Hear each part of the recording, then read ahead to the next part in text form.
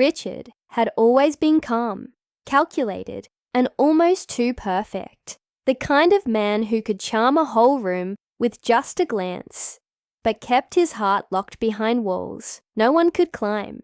When Dana first met him, she thought she'd found something rare. Someone who looked at her like she mattered in a world that constantly made her feel invisible. They met in the hospital, of all places. Dana had just recovered from a bad fall, and Richard was the doctor assigned to her. At first, their conversations were brief, clinical, polite, but then he started lingering a little longer by her bed, asking about her hobbies, smiling when she laughed, offering coffee when she looked tired. Dana, who never believed in love at first sight, found herself waiting for those quiet moments. When he'd stop by, he made her feel safe. He made her feel seen. Over months, that feeling grew into something she couldn't name. He began texting her outside of appointments, inviting her to dinner, telling her things about himself, how he lost his sister to kidney failure, how he worked too much to avoid thinking about it, how he believed everyone walked around with something missing. She listened, and her heart slowly began to trust him. So, when he asked her to move in, it didn't even feel sudden. It felt right. Richard had a way of making the world feel like it was folding just for the two of them. Dana, despite her instincts whispering something she couldn't place, said yes. She left her tiny apartment, packed her life into a few boxes, and moved into his glass-walled penthouse with a view of the skyline. It was too clean, too quiet, but he said he liked it that way. Things were perfect, almost eerily so, for the first few weeks. Dana cooked. Richard came home late from surgeries, and they fell asleep in each other's arms. But then, the small things started to happen. He started asking her about her medical history more often, casually, like he was just curious. He told her she should take more vitamins. He insisted on doing her blood work at home, saying the hospital was too chaotic. She laughed it off. After all, he was a doctor. Maybe he just cared too much. Then came the night she woke up with her arm numb, a tiny puncture wound near her elbow. Richard said it was a mosquito bite, but the mark didn't itch. It throbbed. She tried not to think about it until she overheard something she wasn't supposed to. She'd come home early from visiting her friend Marilyn and found Richard in his office, talking to someone over the phone. The door was half open. No, her tissue compatibility is perfect. No, she doesn't suspect a thing. Just give me 2 more weeks, and I'll have everything ready. Dana froze. She backed away quietly, heart in her throat, not knowing if she'd heard right. Maybe it was about a patient. Maybe she was jumping to conclusions. But as she sat alone in the dark living room, waiting for Richard to finish, that whisper inside her grew louder and colder. The next morning, she pretended everything was fine, smiled, kissed his cheek, and called Marilyn the second he left. For the hospital, Marilyn had always been skeptical about Richard, even if she never said it directly. But when Dana told her what she heard, Marilyn went quiet. "You need to get out of that place," she said finally. "I don't care what it looks like on the outside. Something's wrong. You know it. I know it." Dana wanted to believe she was wrong. But 2 nights later, she found a locked drawer in Richard's office and picked it open with a bobby pin, like she used to in high school. Inside was a folder. Inside the folder were medical documents, her documents, full blood panels, imaging, results, notes scrawled in his handwriting, kidney function optimal, no prior surgeries, tissue match 99.7%. She dropped the folder. Her vision blurred as she stumbled back, her breath catching. He didn't want her love. He wanted her organs, and she had no idea how much time she had left. Dana didn't sleep that night. Every creak in the apartment felt louder. Every shadow in the hallway looked like it was watching her.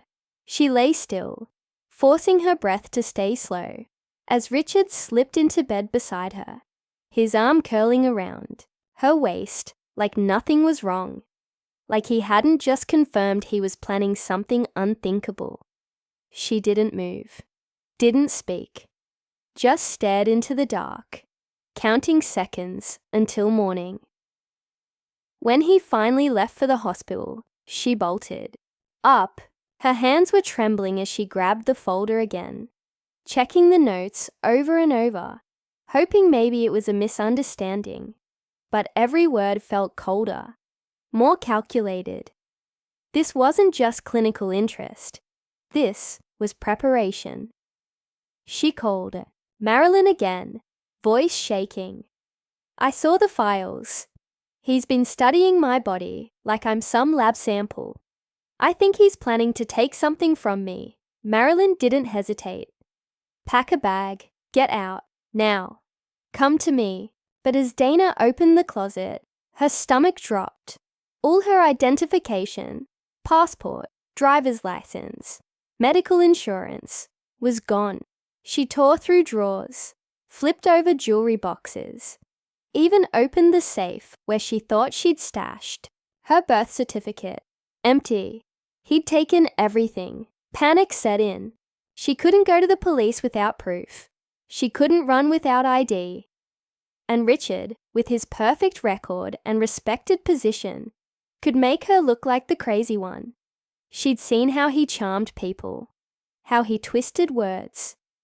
Just as she was about to give up, she noticed something odd in the apartment's security panel.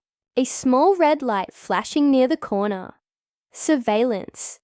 She'd never noticed it before, but now she was seeing cameras. In places she didn't remember being there. When she first moved in, he was watching her. She backed out of the room slowly, heart pounding so hard she could hear it in her ears. There was no escape from the front door.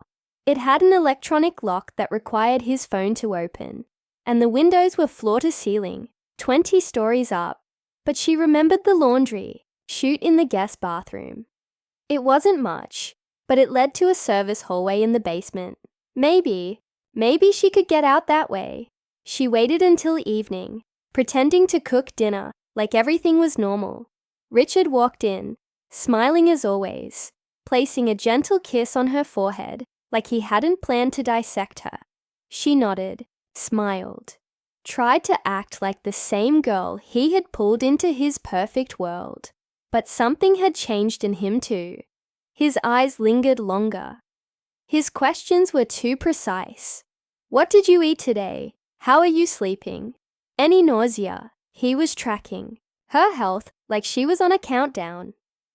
Later, when he stepped into the shower, she took her chance. She had already packed a small bag and stashed it near the chute. Her heart slammed as she opened the panel and dropped it down first. Then she squeezed inside. It was tighter than she expected, her shoulders scraping the sides. But she didn't care. She needed to get out. Halfway down, the chute jammed. She was stuck. Her breath caught, legs kicking in the air as she tried to move. She could hear water running upstairs. He was still in the shower. She had maybe 5 minutes, 10 at most. She pushed harder, the metal biting into her arms, until finally, she dropped. The landing was rough, but she didn't care. She was in the basement. She scrambled up, grabbed her bag, and ran barefoot through the cold concrete hallway. Every step echoed like a warning. When she finally made it to the exit, she hit the door with her shoulder. It didn't budge. Panic rose until she noticed a fire alarm switch next to it. Without thinking, she yanked it. Sirens wailed through the building. Sprinklers burst to life above her. And in that chaos, the door unlocked. She ran out into the night, drenched, shaking, breathless. She didn't stop until she reached Marilyn's apartment. Marilyn opened the door and pulled her in without a word. Dana collapsed into her arms. "I think he was going to kill me," she whispered. But Marilyn didn't speak right away, because sitting in the living room, sipping coffee like he belonged there, was Walter, and the look on his face said he already knew something she didn't.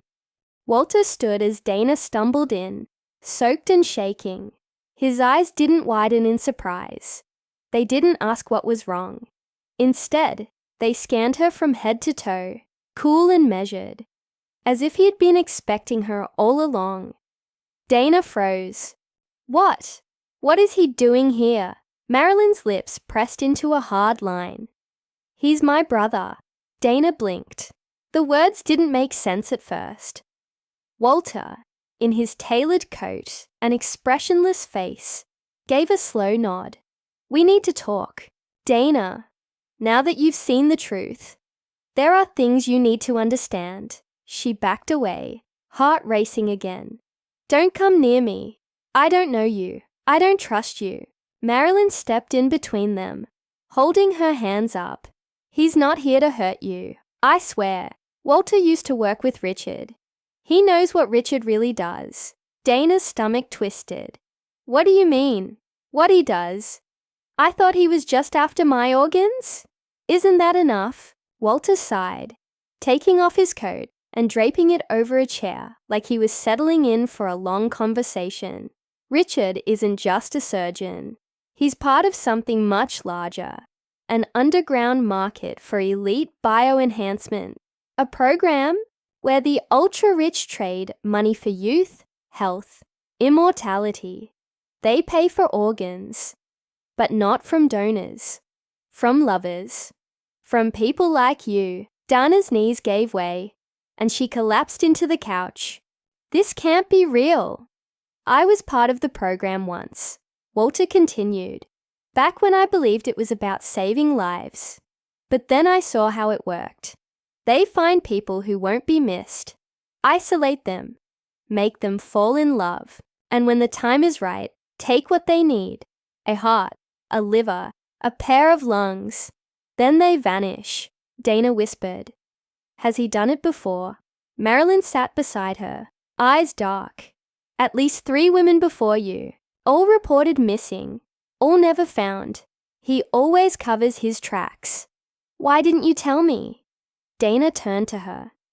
"I didn't know it was you until recently. I suspected something, but—" "You looked happy, Dana. And Richard, he's good at pretending. It wasn't until you called me and said what you found that it all clicked." Dana's hands clenched into fists. "He was never in love with me. He was waiting, watching me, like prey." Walter nodded. "But you got out. That's more than the others did, which means he's going to come looking." Marilyn looked at Walter. "You think he'll come here?" "He's probably already on his way." Dana stood, pacing now, panic making her stomach churn. "We need to go to the police." "They won't help," Walter said flatly. "He has ties, influence. The police chief's son is one of Richard's clients." "So what do we do?" Dana snapped. "Just wait until he shows up and finishes what he started." Walter pulled a thin black flash drive from his coat pocket. "We expose him. I've been collecting evidence for months, but I needed someone from the inside, someone he's currently targeting. You're our chance, Dana." Dana stared at the flash drive. "You want me to help take him down? You don't have a choice anymore." Marilyn said quietly, "He knows you know. You either run forever, or we burn his entire world to the ground." Silence settled over the room. Dana stared out the window. The city lights blurred behind her tears. Her whole life had collapsed in a matter of days. Love turned into horror, safety into threat. But something inside her, something fierce, started to rise. "If I help," she said, "we do this on my terms." Walter raised an eyebrow. "What are you thinking?" Dana turned back to them, her voice steady now. "I want him to think I'm still in love. I want him to believe I'm coming back. Walter didn't like the plan. He made that clear from the beginning. You're putting yourself in danger, he said. Richard isn't someone who doubts twice. If you make a mistake, he'll cut you open before you even get the chance to scream. But Dana was done being scared, done being a victim. He thinks I'm weak. That's his mistake. She knew Richard's patterns, his routines, how he thought. That gave her an edge. And now, with Walter's flash drive full of damning evidence, photos, logs, video clips from his private surgeries, they had the ammunition. They just needed a shot. She texted Richard the next morning. Dana, I'm sorry for leaving. I panicked. I need to explain. Please let me come home. It took 10 minutes before his reply came. Richard, come back. We'll talk. No questions. No accusations. That told her everything. He still thought he had control. Walter tracked the message's metadata. He's not at the hospital. He's at your apartment, waiting. Probably thinks you're already halfway back to him. Then let's give him a show, Dana said. They planted a wire on her, small, almost invisible, clipped inside her bra strap. Walter would listen in from a surveillance van nearby, ready to burst in if things went wrong. Marilyn, though terrified, stayed behind to monitor the audio feed, her hands hovering over the emergency call button the entire time. Dana took a cab to the penthouse. Her hands were slick with sweat when she reached the door. She used the key Richard had hidden in a potted plant on the balcony long ago, a detail she knew he'd forgotten she ever noticed. The lock clicked open. He was standing by the kitchen island, dressed in black, holding a glass of wine, like nothing had ever happened. You came back, he said softly. Dana forced a trembling smile. I needed to see you, to explain. I didn't mean to run. I got scared. Richard's eyes were soft, full of pity. You shouldn't have been alone. You're not well. That fall you had. I think it messed with your head more than we thought. Her stomach twisted. He was already planting the seed, making her look unstable. He walked over slowly, brushing a strand of hair behind her ear like a lover. But it's okay now. You're home. We'll fix everything. She leaned into his touch, nodding. I missed you. He smiled. I missed you too. She watched his face as she said it. How he measured every twitch in her voice. Every blink. He was looking for cracks. She couldn't let him find one. I want to be with you, she whispered. No more running. I just need to know something. He tilted his head, curious. Did you ever love me? Even a little. A pause. His expression didn't change. No, he said, too honestly. But that's not your fault. The coldness in his voice made her legs weak. He was no longer pretending. Not here. Not when he thought she was already his again. He stepped back, walked over to a drawer, and pulled out a small silver case. We were scheduled for your procedure next week. You remember I told you about my patient with the heart defect. Dana stayed still. I'm giving him your kidney, he said flatly. You're the closest match I've ever seen. It's a rare thing. You should be proud. She smiled again, heart pounding so hard she could barely hear herself. Then, let's do it. He blinked, thrown off. Really? He asked. I trust you, she said, even though her hands were clenched so tight they ached. He leaned in, pressing his lips to hers, like it was the most natural thing in the world. I knew you'd come around, he whispered. That was the signal. From outside, she heard the faintest static in her ear. Walter's cue. The line was live. Every word Richard said was being recorded, beamed to a secure cloud, and mirrored to 3 news outlets Walter had already prepared. But Richard was sharp, too sharp. After a moment, he pulled back. You're shaking, he said. I'm nervous, she replied quickly. He tilted his head, eyes narrowing. "You've never looked nervous before a kiss." Dana's blood turned to ice. Then, he moved fast.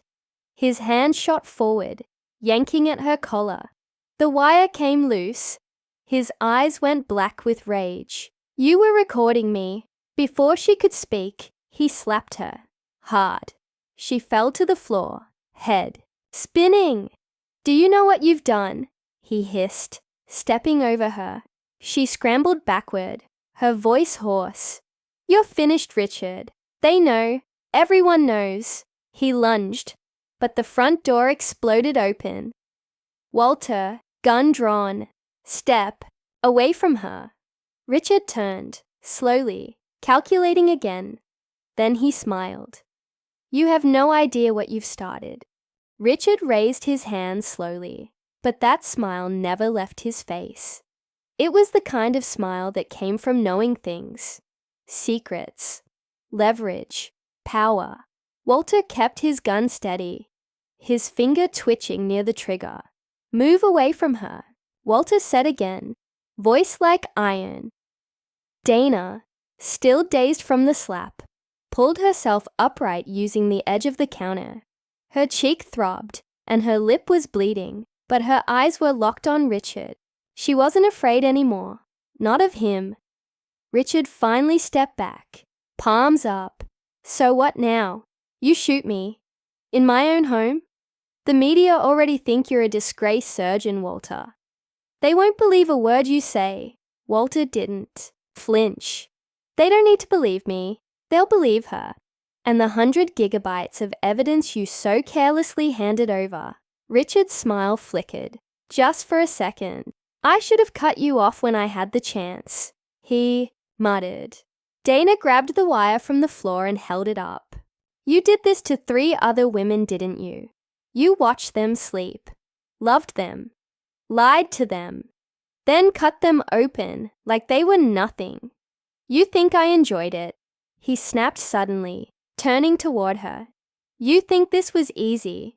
For me, I chose people who wanted to be loved, who needed someone to see them.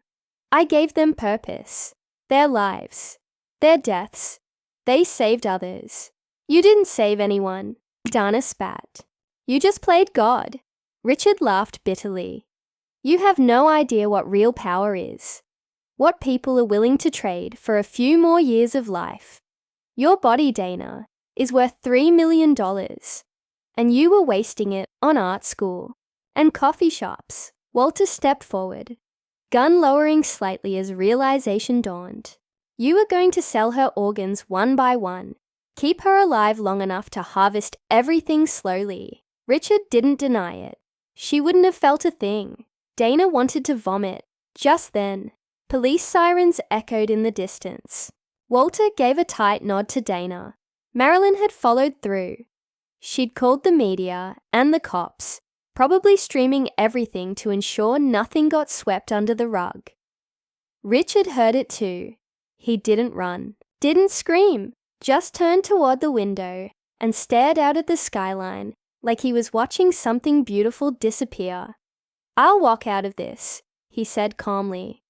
"My lawyers will bury your recordings. The hospitals will protect me and Dana. If you think you're safe now, you're wrong. I'm not the only one who does this." Walter walked up behind him. "But you were sloppy, and now you're first." The police burst through the door seconds later, guns drawn, shouting commands. Richard didn't resist. He raised his hands and walked out like he owned the place. Dana watched him go, her entire body trembling. As they cuffed him, she met his eyes one last time. No words passed between them. But something in his gaze promised this wasn't over, not by a long shot. 2 days later, Dana sat in Marilyn's kitchen, wrapped in a blanket, sipping tea. Reporters camped outside. Her face was blurred in the interviews, her name withheld, but she knew it wouldn't last. She was the girl who escaped the doctor. "Are you okay?" Marilyn asked gently. "No," Dana said honestly, "but I will be." Walter walked in then, setting a flash drive on the table. The full upload. multiple cloud backups. If anything happens to you, to me, to anyone, it all goes live. Dana nodded. Thank you. He hesitated. I should have warned you sooner. I was too careful. Too late. You saved my life, she said. That's enough. He turned to leave, then paused. Be careful. People like Richard, they don't break easily. She nodded, watching him go. Then she turned to the window. The world outside felt bigger now, sharper. And in the shadows of her thoughts, a single truth remained. He didn't want her love, but she had something else now, a voice, and she wasn't done using it. The media storm didn't fade. It only grew louder. For days, Dana's name trended on social media, even though the news had initially protected her identity. Anonymous sources leaked her photo. Blogs posted before and after images of her with Richard, dissecting their relationship like it was a scandal, not a survival story. Talk shows debated whether she was a victim, an accomplice, or a liar. Dana stopped reading the comments. She stopped going outside. She could still feel Richard's hands on her, his voice whispering promises while plotting her destruction. She barely slept, and when she did, she woke up gasping, dreaming of scalpels and empty hospital rooms. But the real blow came a week later. Richard was granted bail. $2 million. Cash. Paid by an anonymous party. Dana watched the news with a hollow stare as he walked out of jail in a sharp grey suit, flanked by bodyguards, sunglasses on, smirking like nothing had happened. He gave a statement, scripted and precise, calling the accusations grossly exaggerated, based on emotional instability, and part of a smear campaign launched by disgraced former colleague Walter Hayes. Her stomach turned. I told you, Walter said over the phone that night. He's protected. He has people everywhere. Then what do we do? She asked. There was silence on the line. Then, we go deeper. That's how it started. Walter had contacts, people on the fringes of medicine, tech, even ex-military. Some owed him favors. Some just wanted to take down someone like Richard. With Dana's help, they began unraveling the real network. Offshore accounts, fake clinics, altered patient records. Dana, whose hands used to hold paintbrushes and pencils, was now digging through data dumps and encrypted logs. One name kept surfacing: Geneva. It wasn't a hospital or a research center. It was something darker, a private facility rumored to exist outside US jurisdiction, the place where the surgeries really happened, where donors never walked out. Dana stared at the name on her laptop. Late one night, her fingers trembling over the keyboard, she called Marilyn.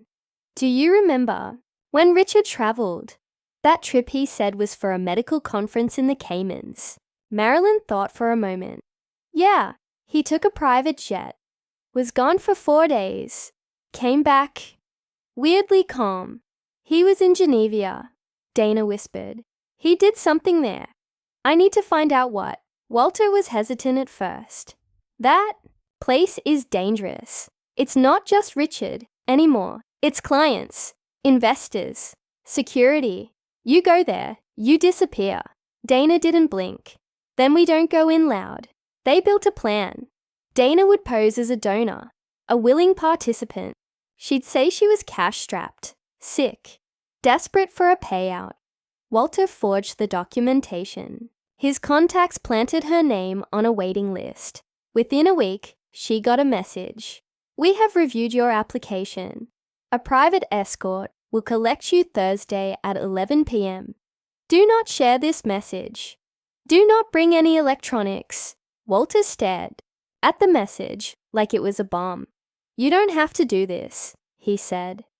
You already did more than anyone could have asked. Dana met his eyes.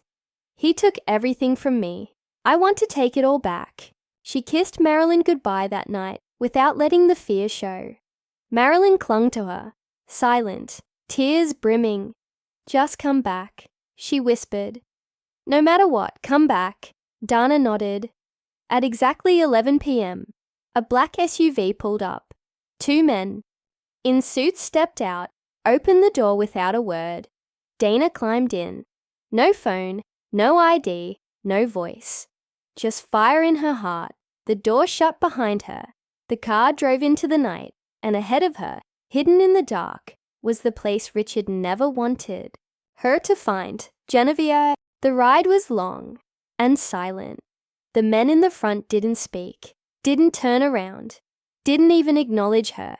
Dana sat still, hands clasped in her lap, heart thudding with a deep, steady rhythm, like a countdown she didn't know where. She was being taken. They'd driven for hours, first through city lights, then down winding, empty roads swallowed by forest and fog. Somewhere along the way, they switched vehicles at a private airstrip. A jet waited, sleek, unmarked. Inside, everything was white leather and silence. She boarded alone. No questions, no return. By the time they landed, the world outside looked foreign, humid, too quiet, jungle, somewhere tropical. A blacked-out van met her on the tarmac. From there, it was another long drive. No GPS, no cell signal. The trees pressed in closer, the road twisting like it had no end. Then she saw it. Geneva, a white compound built into the hills, clean and clinical, surrounded by electrified fences and surveillance towers. The gate opened without a word from the driver. Inside, the air smelled like antiseptic and something else, something metallic, like old blood masked by flowers. A woman in a white uniform greeted her at the entrance. She was unnaturally calm, clipboard in hand, and smiled like they'd known each other for years. "Welcome, Dana. We've been expecting you." Dana forced a nod. "I'm ready." They took her through sterilized corridors, polished floors, blinking lights, glass walls that showed glimpses of empty patient rooms, and operating theaters. It looked like a hospital, but it felt wrong, like a set, a place pretending to be safe. "Your evaluation begins tomorrow," the woman said. "Tonight you rest. No need to worry. We've handled hundreds of cases like yours." Hundreds. That word echoed in Dana's skull like a scream. They led her to a room. White bed, white walls. No mirrors, no sharp objects. A nurse took her vitals, drew blood, and left her with a bland meal she couldn't eat. There were no locks on the doors, but she knew she wasn't free. She lay on the bed, heart pounding, waiting. At 3:12 a.m., the wall panel next to her bed beeped. "Are you awake?" A voice whispered through the speaker. "Male, deep, familiar." Dana sat up. "Who is this?" A pause.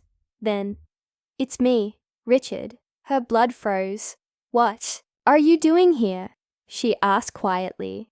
"I should be asking you the same thing." His voice was smooth, amused. "You walked right into the lion's den. Did you think I wouldn't know?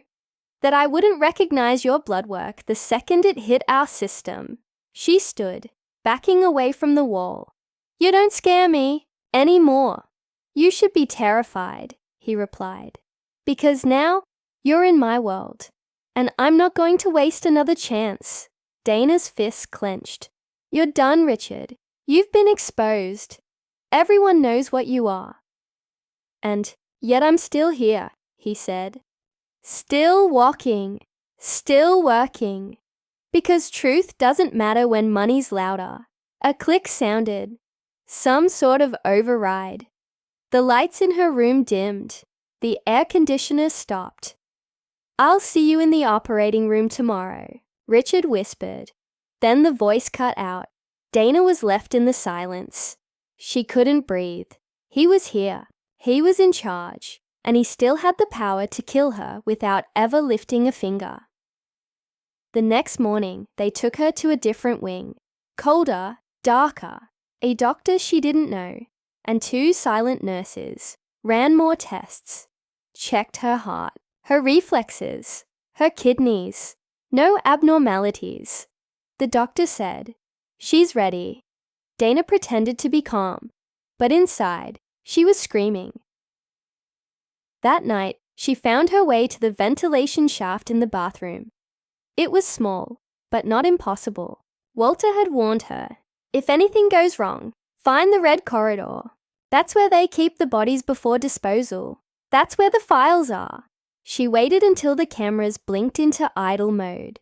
Then she climbed, through metal and heat, crawling like a rat, scraping her knees, her elbows, swallowing, her fear with every breath, and finally she dropped into a corridor, stained with old blood, a long, narrow hallway, lined with stainless steel drawers.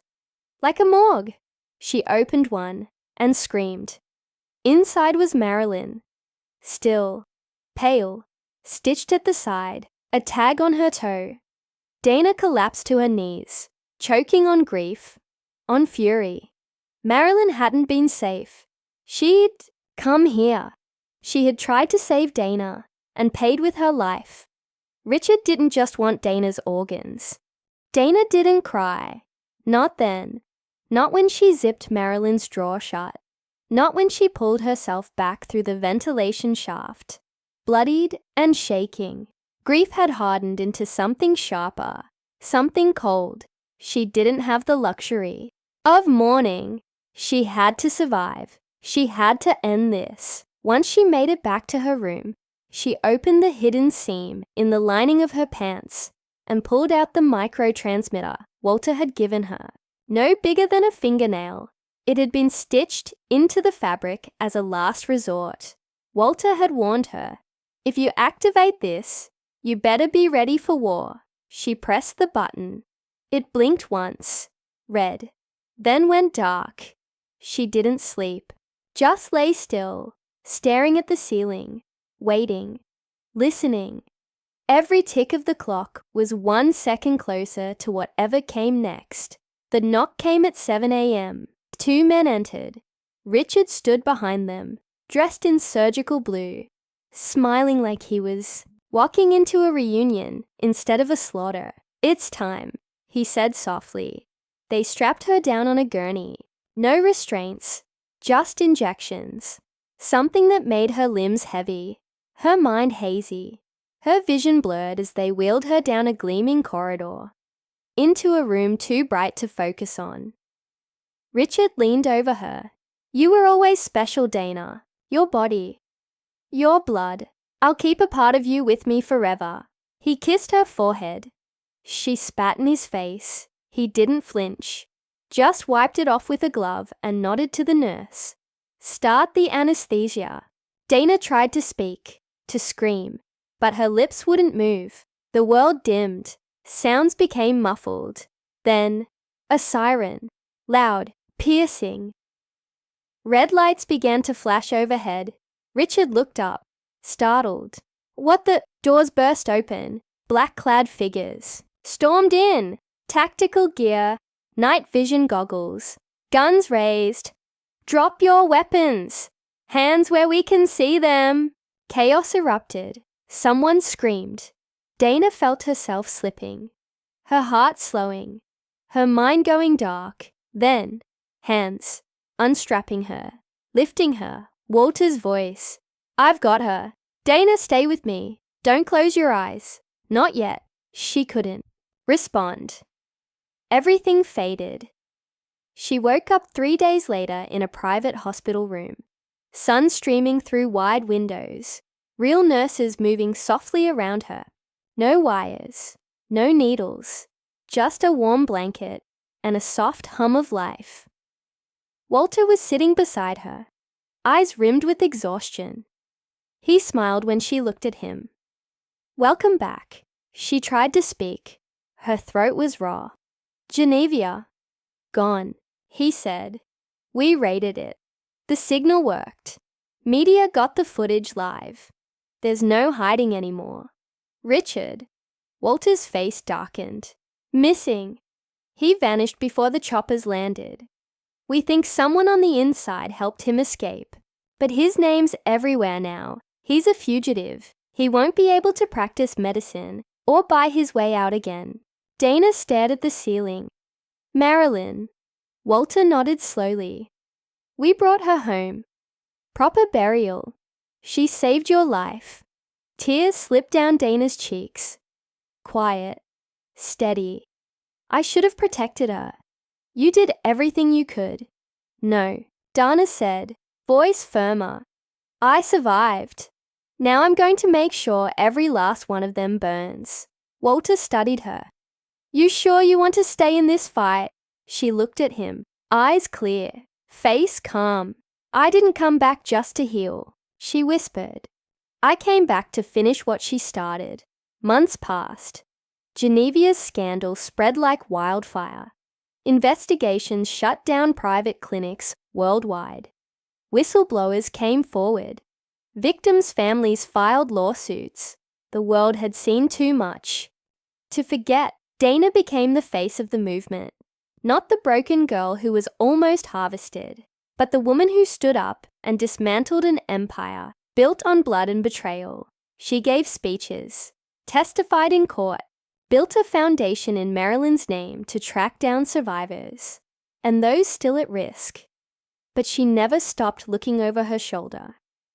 Because somewhere out there, Richard was still breathing, still watching, but so was she. And the next time they met, she wouldn't be the one on the table. She'd be the one holding the scalpel. The end.